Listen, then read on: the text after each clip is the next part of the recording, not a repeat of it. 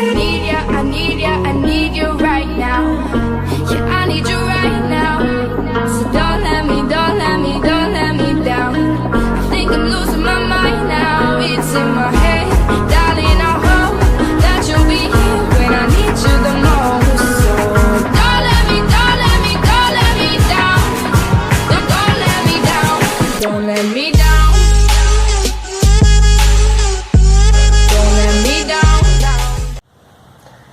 Bem-vindos, galerinha, a mais uma videoaula. Eu sou o Matheus e, como vocês podem ter percebido no início do vídeo, o tema da aula de hoje são os benefícios do exercício físico em pessoas asmáticas, principalmente crianças e adolescentes. Para começar a falar desse tema, eu vou dizer o que é a asma.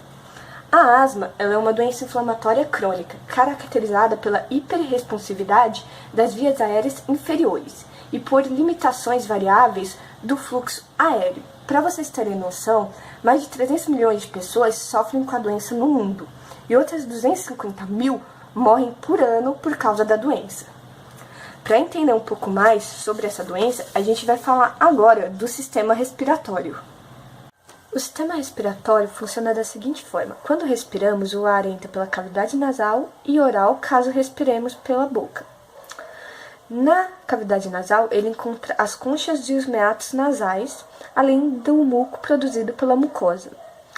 Essas estruturas têm a função de reter as partículas que vêm no ar, como pó, pólen, além de aquecer o ar.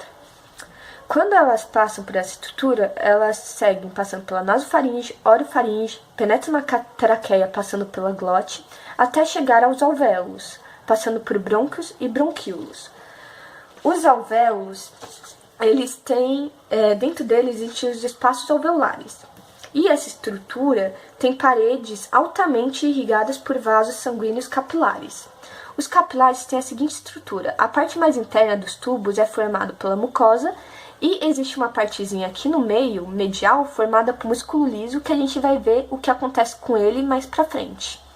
Quando o ar penetra por essa estrutura e chega nos brônquios e bronquíolos, o muco que existe aqui contém células chamadas mastócitos. Os mastócitos são glóbulos brancos, leucócitos especializados que têm dentro deles grânulos que contêm histamina.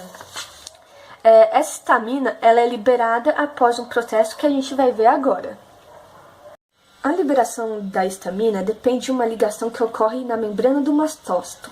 Como vocês podem ver, a membrana do mastócito, nela existem vários anticorpos. Esses anticorpos são chamados de imunoglobulinas, produzidas pelas células brancas, chamadas linfócitos.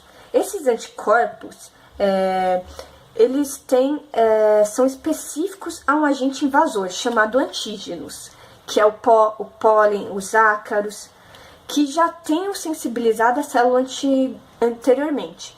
Toda vez que o antígeno se ligar ao anticorpo, vai desencadear um processo chamado degranulação, onde a célula expulsa o conteúdo de seus grânulos pela exocitose. O conteúdo desses grânulos, o principal deles é a histamina. Também é liberada a heparina, o proteoglicanos, entre outros. Vou falar de forma resumida o que a histamina faz.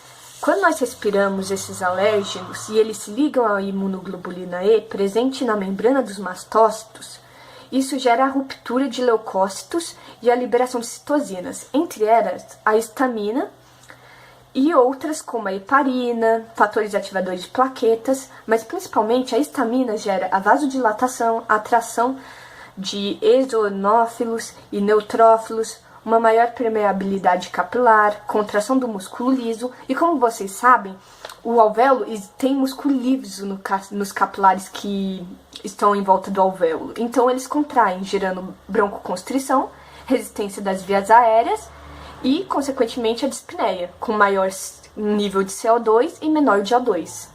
Isso que eu acabei de explicar tem seus efeitos ampliados quando se faz exercício. Então vocês devem estar pensando, o que melhora quando uma criança e um adolescente faz exercício?